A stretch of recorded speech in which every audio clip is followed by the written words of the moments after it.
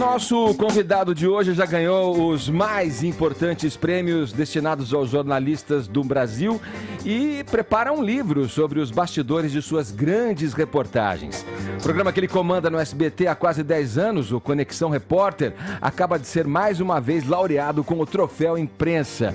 Nesse período foram 1.300 minutos como líder na audiência, sucesso de público e crítica. Roberto Cabrini costuma dizer que a sua melhor reportagem será sempre a próxima e que o objetivo maior de seu trabalho é fazer as pessoas refletirem.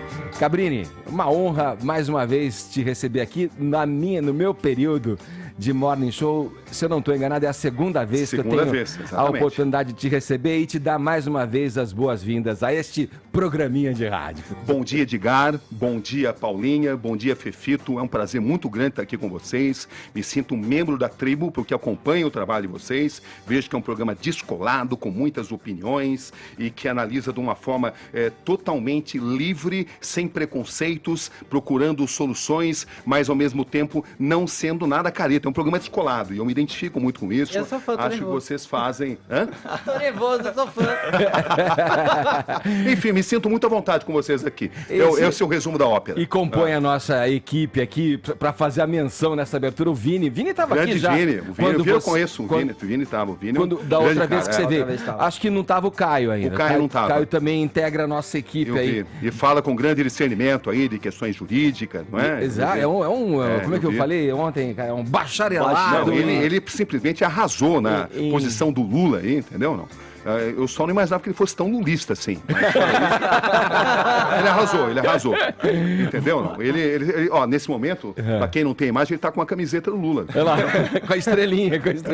Não, mas ele é um cara que tem notável saber, isso é indiscutível, e apresentou com grande maestria, e mostrou toda essa questão que a gente tá atravessando nesse momento, né? Que é o excessivo número de ministros que foram indicados pelo Lula, e a gente sabia que mais cedo ou mais tarde, o que a gente tá assistindo iria acontecer, né? E ele mostrou isso com muita picardia, muita descontração. Picardia. Os do STF ali, né? Exatamente. Ô, Cabrini, vamos lá, vamos engrenar aqui no nosso papo, falando aí já diretamente de jornalismo, né? A gente vive um momento abarrotado aí de fake news, né? Com críticas e ataques à imprensa. Muitas vezes de outros veículos de imprensa ou quadros da imprensa criticando a própria imprensa aí com dimensões, com demissões em redações. São momentos onde a gente observa aí vários... Mas tem ótimas notícias também. Por exemplo, se eu fosse diretor da Cruzoé, antagonista, eu daria uma medalha e contrataria o Alexandre de Moraes e contrataria o Toffoli como diretor de marketing.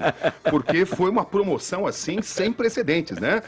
Eles jamais poderiam e deveriam ser tão promovidos como foram e com méritos, porque são sites, são publicações importantes, né? Mas eu acho que eles devem um favor bem grande ao Alexandre de Moraes em termos de divulgação. E o Alexandre de Moraes, evidentemente, perdeu tempo, né, para dedicar questões mais importantes para o país. Mas você, então, diante desse quadro que eu coloco aqui, já que a observação, a gente é colocar luz, né, no jornalismo, é descobrir as coisas e saber o que está acontecendo e qual é a verdade daquele ato, daquele fato.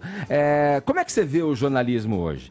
Em alta ou em baixa? Uma vez que temos aí, através, inclusive, e em decorrência dessa democratização das mídias, né, das plataformas digitais, que acabou catapultando muita gente a se considerar apta a comentar e falar e dar uma opinião. Edgar, vejo aspectos positivos e vejo aspectos negativos preocupantes. Vamos a eles. Vamos começar pelos negativos. Vejo uma excessiva partidarização das coberturas.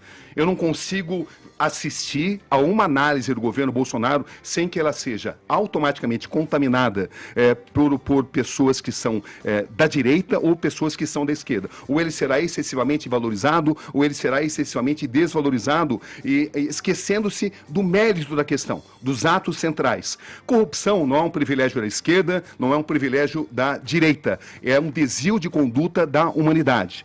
O aspecto positivo é que eu vejo a política sendo discutida como jamais foi no país, com consequências importantes. Eu vejo irmãos se distanciando, porque há uma intolerância que foi criada. Parece que a gente não conseguiu se distanciar da época das eleições. Parece que a gente continua vivendo a época das eleições, onde pessoas se distanciam por posicionamentos políticos divergentes. Isso é muito grave. Mas, por outro lado, o Brasil precisa de discussões. Não é simples você desideologizar a cobertura jornalística, mas a gente precisa disso. A gente precisa analisar o mérito da questão. Qual é o mérito da questão? 13 milhões de desempregados. Perfeito. A gente precisa tratar disso, porque senão a gente vai ficar andando em círculos. Acho que a gente está prestes a um momento muito salutar, que é uma lavagem de roupa do PSDB, que vai, de certa forma, inviabilizar essa discussão, essa retórica cansativa de que o PT é excessivamente visado, que ele é injustiçado. O Brasil precisa de uma lavagem de roupa de todos os partidos. E, diga-se de passagem,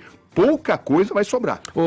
Deixa eu só, vou passar para a roda, Fifito, só para não perder a chance, para seguir um pouco ainda nesse teor aqui dessa pergunta que eu fiz, essa primeira. E não sou candidato a nada, diga-se de passagem. Você falou de um ponto ainda que me parece que está ligado à questão do presidente ainda ter atitudes e agir de uma maneira a considerar que ele ainda está em campanha. Você parece uma criança no tweet, né? Muito senhor. Seus tweets. Mas peraí, esse é o filho ou é o pai? Os dois. Eu acho que o verdadeiro Jair Bolsonaro é o Carlos.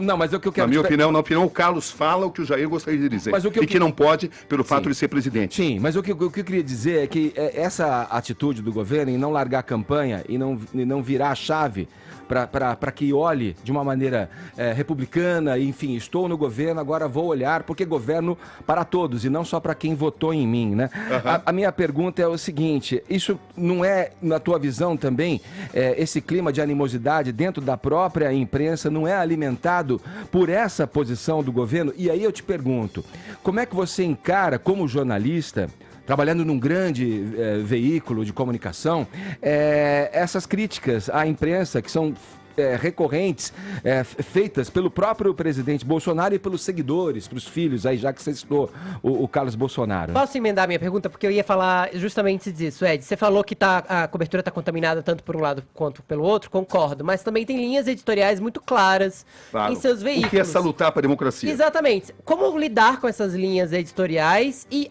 existe imparcialidade, de fato, numa cobertura política? Eu acho o seguinte, haverá imparcialidade desde que você tenha o direito do contraditório, né? Toda crítica, ela tem uma outra visão também, tem um outro viés. Você colocando todas as visões, você está fazendo um jornalismo. Eu digo isso em todos os veículos. Eu acho que o Brasil precisa, nesse momento, falar menos de Olavo de Carvalho e mais como se fazer a reforma da Previdência. O Brasil está com a sua economia travada, ela precisa ser destravada, porque senão não vai haver uma solução para o desemprego, não vai haver uma solução para a atração do capital internacional e a gente fica perdendo tempo com alegorias, com coisas que não conduzem o país a nada. São discussões aparentemente interessantes, mas o que essa discussão do Mourão com o Carlos Bolsonaro produz e benefício para o país? É bacana para a gente discutir, nós jornalistas adoramos, que eu faço minha culpa, né? O Bom. O Morning Show é muito bom. A gente tem existido em função disso. Não, sem dúvida. Sem dúvida, mas para o país precisa... Se não aprovar a reforma da Previdência, mesmo que seja desidratada, o país vai andar em círculos. Mas você não acha que o Olavo tem uma influência muito mais do que decorativa nesse governo? Acho que ele tem uma grande influência, sim. Indicando ministros importantes. Acho que se ele não tivesse tanta influência, nós não veríamos em apenas 100 dias de governo já 2 ministros caindo, entendeu? O Gustavo Bebiano e o Ricardo Vélez. E tem um que não sabe-se porque não caiu ainda, que poderia ter sido evitado. Do turismo, né? Tá cheio de ministro que está, mas não é mais, né? Só não caiu o Mourão porque é indemissível. Exatamente, mas vai cair. Já foi Mourão... Bem-vindo à realidade. Olha, eu acho que está mais do que claro, né?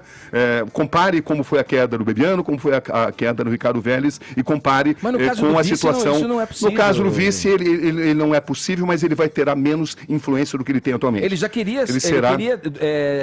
Evidentemente, o vice é um cargo que não se muda, ele não pede, mas digamos que ele, como voz do atual governo, ele está sendo progressivamente descredibilizado e no começo ele falava muito em nome do governo. A tendência é que mesmo continuando como vice-presidente, ele vai continuar, é uma questão constitucional, ele vai progressivamente deixar de ser associado a uma voz importante do governo. Ele foi contrariado porque ele queria ser uma espécie de mediador dos ministérios ali, né? Desde o início. Quando eu me refiro governo, à queda, né? É queda de influência. Sim, fala, Caio. Cabrini, eu queria mudar um pouquinho a pauta e falar de direitos humanos. Né? O tema dos direitos humanos ele é muito presente no seu trabalho. Eu estava vendo algumas das suas principais reportagens, né? Tem coisas marcantes aí sobre terrorismo suicida, tráfico de crianças, pedofilia, intolerância racial. Eu lembro uma também de maus tratos a pacientes psiquiátricos também, que foi muito famosa. Bom, a pauta dos direitos humanos, ela é ou ela deveria ser apartidária ou suprapartidária, especialmente sob a ótica do jornalismo, como você bem colocou na abertura da sua entrevista aqui. Eu, como conservador, né, esse é meu viés político, eu me coloco sempre em defesa das conquistas da humanidade. Por isso eu sou um entusiasta dos direitos humanos. E, consequentemente, das denúncias às violações de direitos humanos. Isso que você fala é muito importante, porque é possível você ser conservador e, ao mesmo tempo, defender os direitos humanos. Com certeza. Muita gente pensa que são elementos antagônicos, e não são. Na verdade, você colocou muito bem. Na verdade, na origem, né, os direitos e liberdades individuais, né, as garantias fundamentais, elas vêm justamente do liberalismo clássico e do conservadorismo. A esquerda inglês, se apossou desse discurso, dessa retórica, Olha, né? esse era E criou uma confusão na avaliação das pessoas. Essa era exatamente a minha pergunta, porque é o seguinte, a pauta dos direitos humanos, até a expressão, ela foi capturada por uma narrativa política, ela foi ressignificada e até partidarizada. Eu queria saber como que você enxerga esse fenômeno e o que a gente pode fazer para tirar esse estigma da defesa dos direitos humanos para a gente avançar a agenda, que é o que importa, né? Primeiro, mostrar o que você colocou aí o que você fez na sua introdução, que é muito bem feito. Direitos humanos não pertencem à esquerda ou não pertencem à direita. Pertencem a um direito generalizado da humanidade. Você não precisa ser da direita, você não precisa ser da esquerda para defender os direitos humanos, e esse é um desvio de raciocínio que aconteceu no Brasil, colocando-se a defesa de direitos humanos como algo inerente à esquerda, como só o Che Guevara e seus discípulos e suas viúvas podem defender direitos humanos. Não é assim. Então, eu acho que você precisa analisar o direito das pessoas sem partidarizar. Esse é o grande desafio, lutar para um jornalismo não partidarizado, porque senão a gente não evolui enquanto sociedade, a gente fica eternamente restrito a essa discussão maniqueísta, direita versus esquerda, quando na verdade a gente precisa discutir conduta, a gente precisa discutir costumes, a gente precisa discutir cultura do país, e isso não pertence à direita, não pertence à esquerda, pertence a uma sociedade democrática. Vamos dar um exemplo então de como se discute cultura a partir da política, num bom jornalismo como é o que você faz. Eu queria relembrar o caso PC Farias, porque por dado momento, aliás ainda hoje, você é muito famoso por procurar pessoas ou foragidas ou que não estão dispostas a dar entrevista para darem suas primeiras entrevistas. Como é que foi que você achou o PC Farias, e tem algo desse caso que você ainda não contou que você pretende contar? Sempre tem coisa para contar, né? Mas o interessante disso, Fefito, é que isso ficou famoso não porque você derrubou um presidente. Não porque eu procurei, mas porque quem deveria procurar não procurou. Essa é a questão, né? Por que quem deveria localizá-lo, por que quem deveria procurá-lo não o localizou e não o procurava de fato? Acho que o Paulo César Farias deu uma entrevista, fez uma conversa muito reveladora comigo. Ele falou que tinha uma mesada que ele pagava para setores, né? Não se pode generalizar. Aliás, nós estamos num momento de profunda competência da Polícia Federal, são outros momentos, houve uma renovação, é outra mentalidade. Mas naquele instante, se o Paulo César Farias estivesse na África, ele seria procurado na Europa. Se estivesse na Europa, ele seria procurado, enfim, aqui no Brasil. Havia uma mesada para que ele não fosse localizado. E o que eu fiz? Nós não temos a possibilidade, por exemplo, de quebrar sigilo telefônico, nós não interceptamos a correspondência, nós não podemos fazer isso. Mas nós procuramos as pessoas não para prendê-las. Isso nos dá uma pequena vantagem. Como é que você procura? Se o Fefito sumir aqui, amanhã não apareceu no Morning Show, cadê o Fefito? Sumiu. Como é que eu vou achar o Fefito? Pergunta pro Caio. Fefito, eu vou ter que fazer um mapeamento das pessoas com as quais você se relaciona. Sim. Fugir custa muito dinheiro. pessoa Sim. gastar muito dinheiro para fugir. E mais cedo ou mais tarde, Deixa a rastros. sensação de impunidade faz com que as pessoas deixem rastros. As pessoas cometem erros. Se o fugitivo não cometer erros e tiver recursos financeiros, ele não será localizado. Mas, com o tempo, a sensação de segurança, a sensação de impunidade faz com que as pessoas cometam erros. E é com os erros que você as localiza. No caso do Paulo César Farias, eu vou tentar fazer uma pocket versão aqui, né? Porque se eu contar aqui, a gente não faz outra coisa, a não sei falar como eu achei o PC Farias, mas foi cruzando, né? Cruzando os passos das pessoas que cuidavam das atividades, os passos das atividades dele na Europa, com uma denúncia que surgiu de uma moça que trabalhava numa imobiliária e que ninguém dava atenção para ela e que para mim fez sentido, porque era uma reforma feita em condições muito estranhas na Europa, a pessoa não podia aparecer, e eu descobri num determinado momento que a pessoa que estava pagando as despesas era a mesma pessoa que eu estava monitorando, ou seja, eu consegui cruzar informações. Você conseguiu mudar o rumo do país, você derrubou um presidente. Eu diria que eu dei a minha contribuição, que é o que a gente tem que fazer, né? A gente não pode dar assim uma avaliação tão prepotente. Eu acho que a gente deu uma contribuição para esse processo de democratização. E o Brasil precisa disso, né? O Brasil precisa de uma imprensa atuante. Recentemente eu fui proibido, por exemplo, de entrevistar o Adélio, sob o ponto de vista não poderia prejudicar aí as investigações. O Brasil precisa de diferentes visões. Ele precisa tanto da visão da polícia, que muitas vezes faz um grande trabalho, mas o próprio trabalho da polícia pode e deve ser monitorado pela imprensa. Então, quando você tem a oportunidade de entrevistar o Adélio, você tem condições de saber se a investigação está sendo bem feita, se não está havendo um desvio de ótica. Eu acho que muitos argumentos são usados para cercear o nosso trabalho, cercear o fato de a gente poder investigar. Tem muita gente no Brasil que acredita que a imprensa não deve investigar.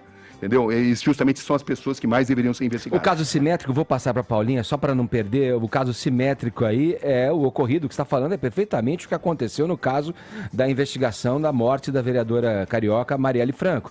Quer dizer, com muito claramente quadros da polícia infiltrados, a chamada banda podre de milicianos, desviando ali e atrapalhando as investigações. Jogando as pessoas para uma direção contrária. Né? Fala, Cabine, Paulinha. Muitas pessoas que assistem, principalmente quando você entrevista essas personalidades polêmicas, elas se sentem representadas ali porque você não tem medo de fazer aquela pergunta, né? Você Sabe qual é vai a na principal pergunta... característica? Quando eu entrevisto alguém da direita, a pessoa pensar que eu sou da esquerda. Quando eu entrevisto alguém da esquerda, pensar que eu sou da direita.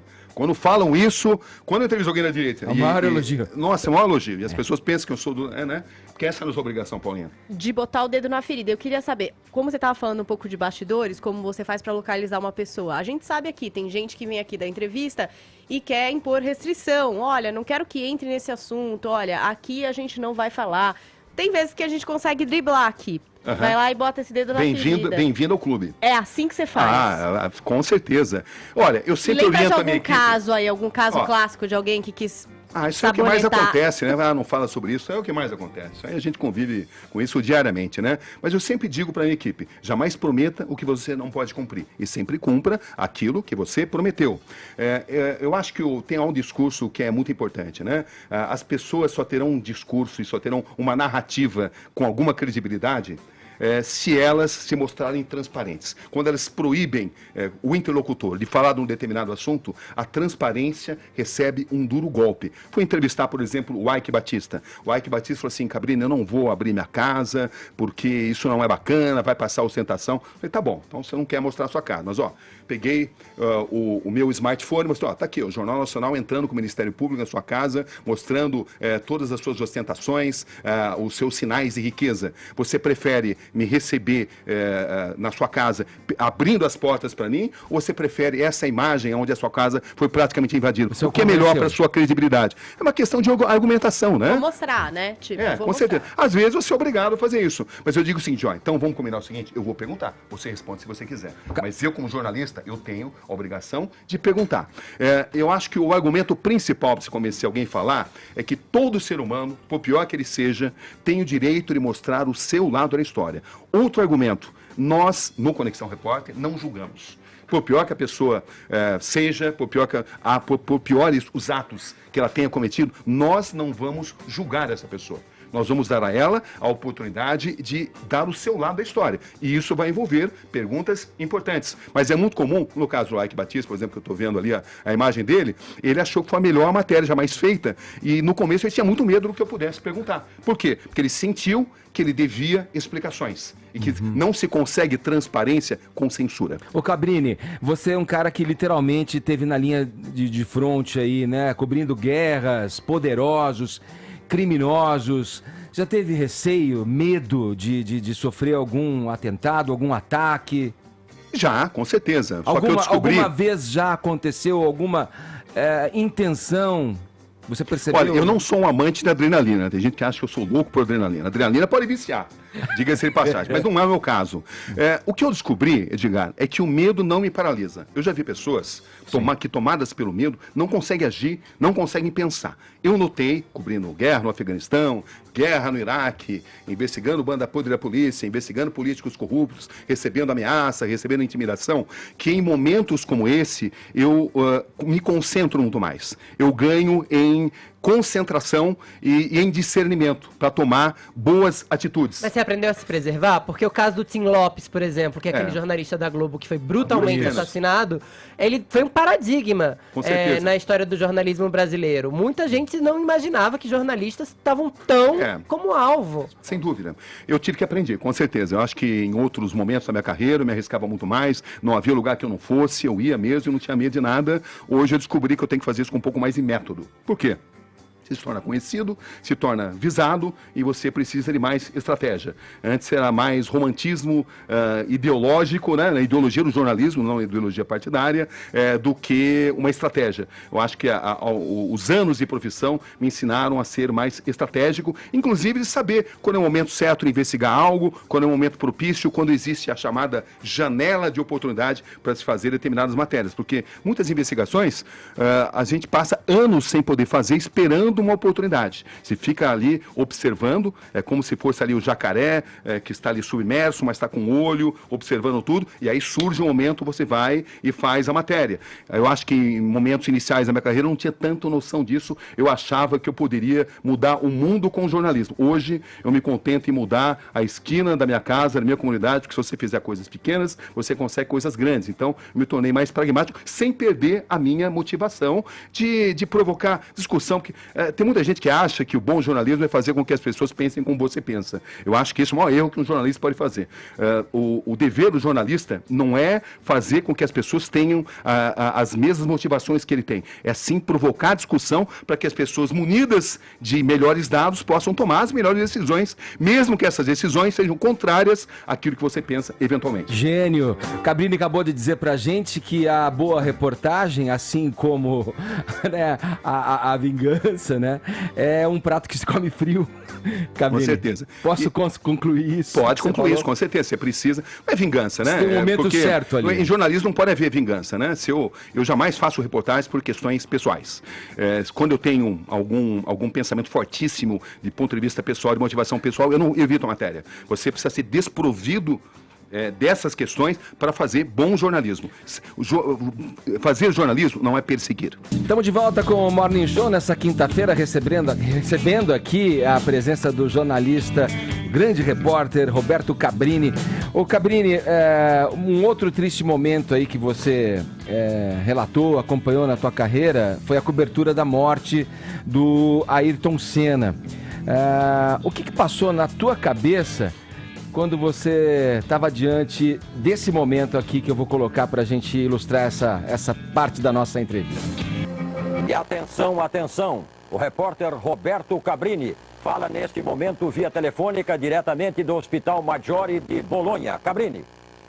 E neste momento, a médica Maria Tereza Fiandre comunica a todos os jornalistas aqui do Hospital Maggiore de Bolonha que Ayrton Senna da Silva está morto. Morreu Ayrton Senna da Silva, no comunicado oficial do Hospital Maggiore de Bolonha. Morreu Ayrton Senna da Silva. Uma notícia que a gente nunca gostaria de dar. Morreu Ayrton Senna da Silva. Bom, Quão difícil foi para você para dar essa notícia, já que o Ayrton, tivemos aqui há pouco tempo com a Bianca Senna, sobrinha dele, e falávamos, né, do Ayrton Senna como um ícone do esporte brasileiro. Deve ter sido difícil para você ali. Sem dúvida, um dos momentos mais desafiadores da minha carreira. A minha obrigação nessa etapa profissional era de percorrer o mundo atrás do ciclo da Fórmula 1 e cobrir o Ayrton Senna. Eu fui o repórter que mais esteve com o Ayrton Senna nos últimos 4 anos da vida dele. Tinha um relacionamento muito próximo a ele. Ele jamais me impedia de fazer as perguntas que tinham que ser feitas. Ficava às vezes meio bravo, meio emburrado, mas entendia o meu trabalho. E eu o admirava muito. A gente teve grandes momentos descontraídos, momentos de amizade, e eu estava visivelmente abalado. Mas ao mesmo tempo eu sabia que eu não podia perder a precisão das informações. E era todo um fim de semana sombrio, que começou na sexta-feira com o acidente do Rubens Barrichello, passou pelo sábado com a morte do Roland Ratzenberger, que o próprio Senna me chamou e falou: Cabrini, ele morreu na pista. Só que essa notícia não pode ser divulgada, porque pela lei italiana, quando acontece um sinistro, quando acontece uma morte, o evento tem que ser sumariamente interrompido. Ou seja, a corrida que matou o Ayrton Senna não deveria ter sido realizada. Eu até hoje estou convencido que ele morreu na pista, quando tem aquele espasmo muscular. Ouvi várias pessoas que também concordam com isso.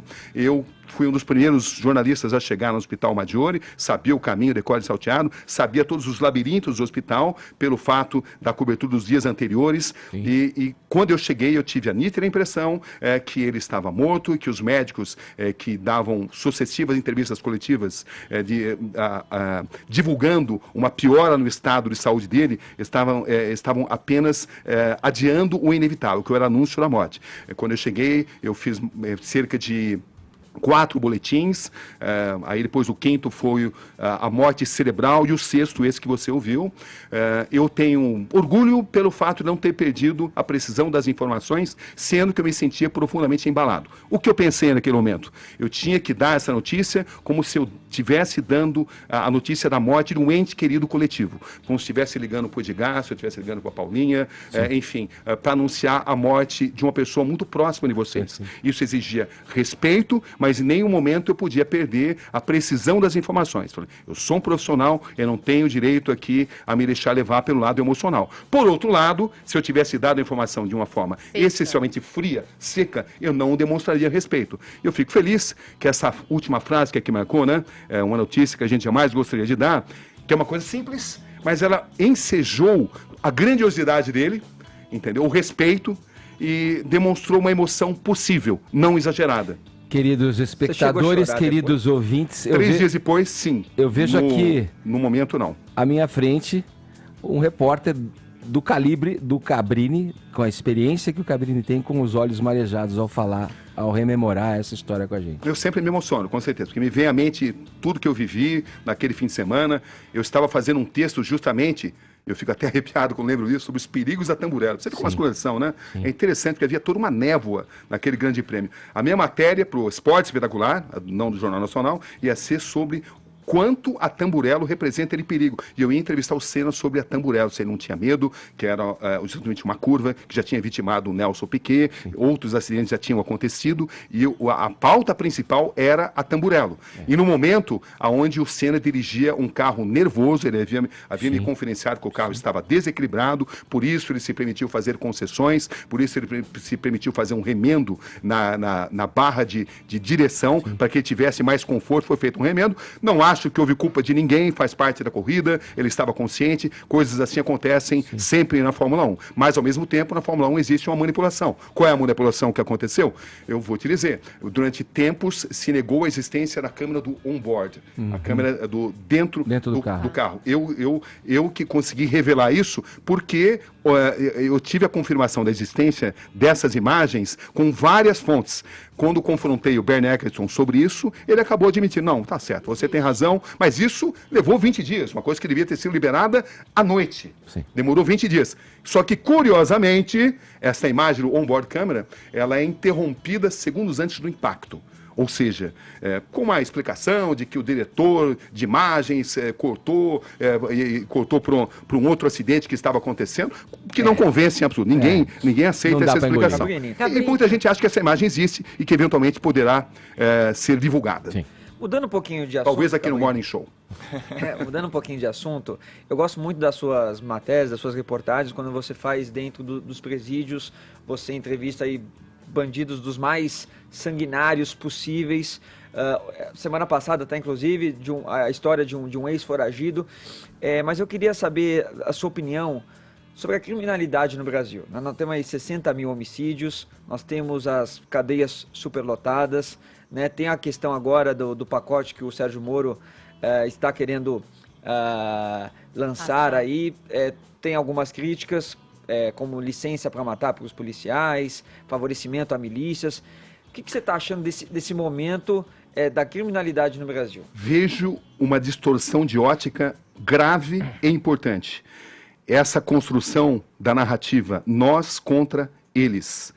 Eu acredito que durante anos se criou uma sociedade onde nos guetos não existem possibilidades de ascensão. É claro que os seres humanos eles são feitos de escolhas. Você pode crescer num ambiente totalmente desfavorável e ser honesto. E você pode crescer num ambiente totalmente favorável e ser desonesto. E aí existe o grupo maior, que é o grupo da boiada, que vai aonde a boiada percorrer.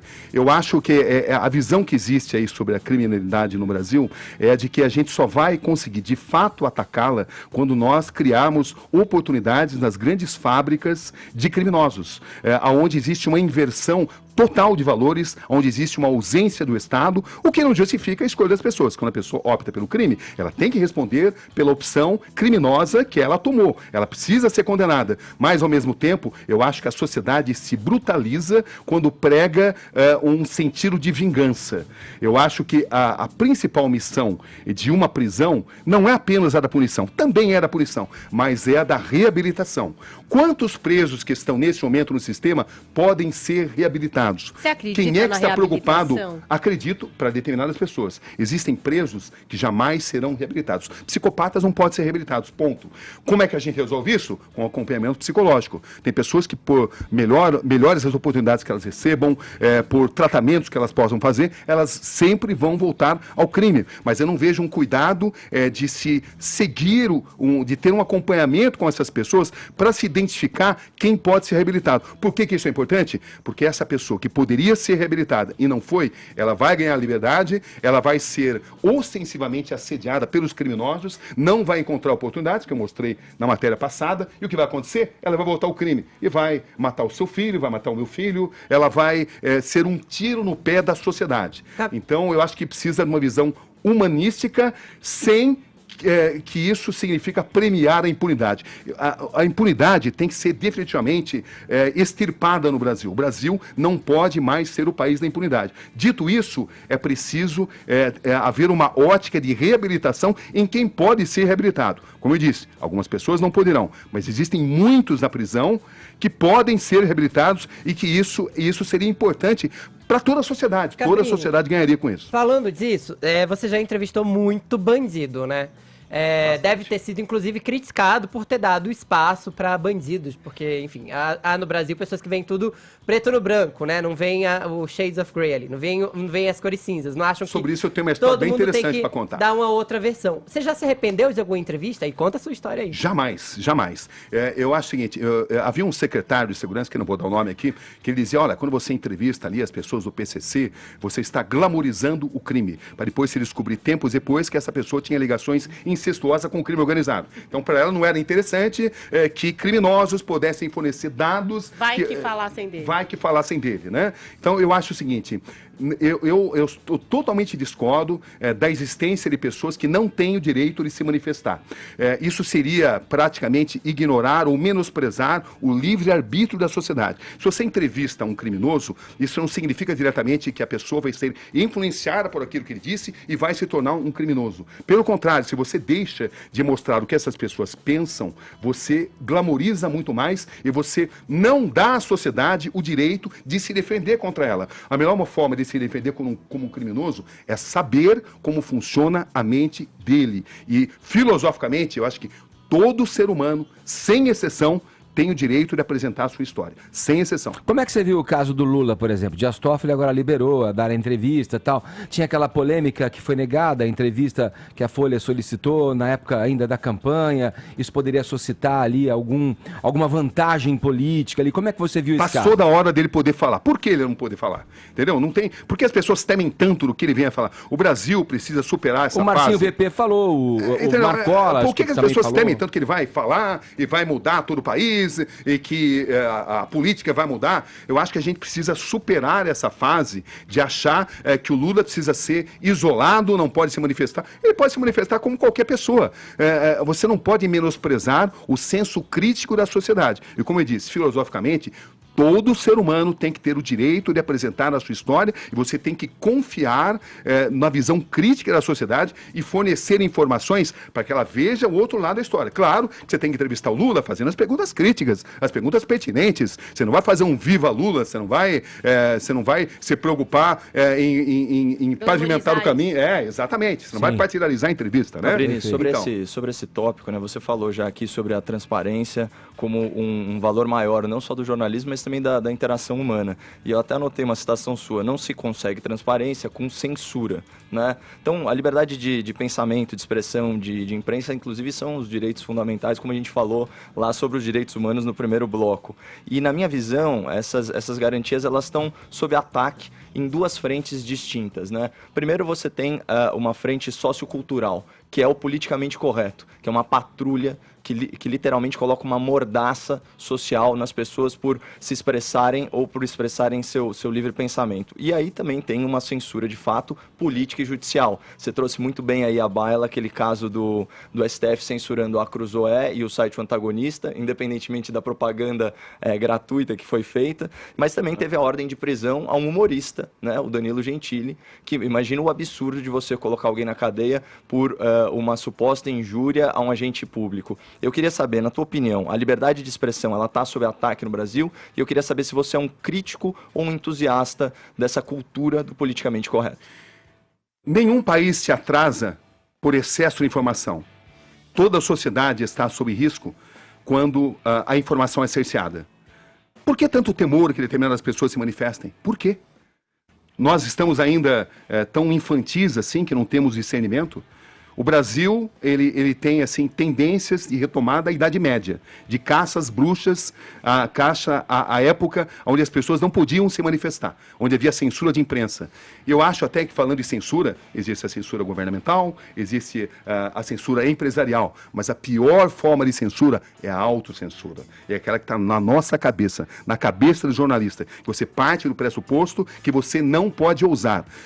Nós precisamos de mais informações, de mais entrevistas e não de menos. A gente tem aqui a participação do ouvinte, Cabrini, queria dividir com você aqui, eles estão perguntando. Tem aí, Murilo, solta pra gente o WhatsApp, por favor. Alô, tá aí, Murilo? Você mandou lá? Aí, sem áudio, manda o áudio pra gente, tá sem áudio. Ainda sem áudio. Estamos sem áudio, Murilo. Bom dia, galera do Morning Show, que é o Júnior Lozano. Um abraço aí pro Cabrini. Infelizmente, não acontece só com a gente também. Volta lá do início, vai. Bom dia, galera do Morning Show, que é o Júnior Lozano. Um abraço aí pro Cabrini.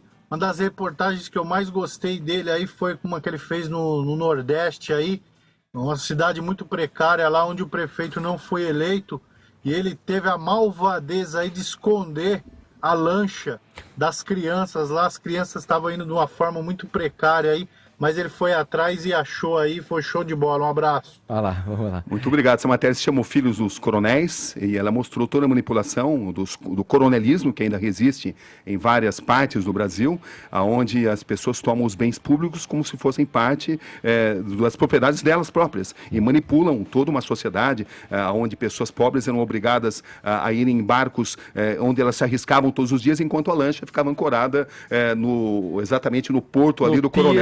No Pier do Coronel. Tem outra pergunta do ouvinte. Tá aí, Murilo? Não tá. Posso transmitir vai lá, então? Vai lá, Vini. É da Ana Lúcia. Ela perguntou para você, Cabrini, se você sentiu sinceridade na entrevista com a Cláudia Cruz, mulher de Eduardo Cunha. eu tenho como norma jamais julgar os entrevistados. Se eu julgo uma pessoa e eu a convenço a me dar uma entrevista, eu automaticamente me sinto sem o direito de julgar a sinceridade ou não. É um compromisso que eu assumo com as pessoas. Porque eu acho que seria um estelionato profissional eu prometer à pessoa isenção, fazer as entrevistas e depois julgá-las. Claro que eu tenho o meu pensamento. Claro que eu tenho um pensamento. Mas a partir do momento que ela me recebeu, que ela aceitou me dar uma entrevista, eu não me sinto no direito de julgar se ela foi sincera ou não. Ô Cabrini, a gente infelizmente está com o nosso tempo esgotado, mas eu vou lembrar o grande Abujamra, o Antônio Abujamra, e falar alguma coisa que a gente deveria ter te perguntado e não te perguntamos, Cabrini.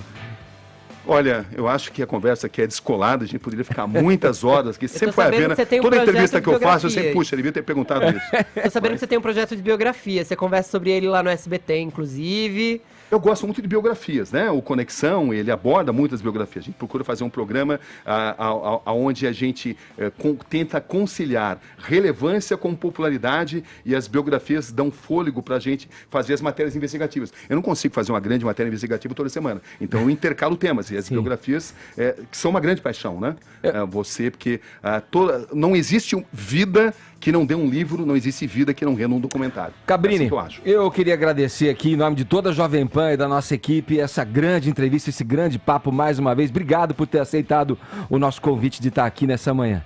Eu que agradeço, acho um barato, sou fã de vocês, continuem batendo essa bola porque vocês tornam o país muito mais democrático. A democracia brasileira seria profundamente pobre sem a Jovem Pan, sem o Morning Show. Aê, boa! Aí sim, claro que gosta. Cabrini, obrigado, viu? Um abração pra você. Mais sucesso ainda. Tamo junto.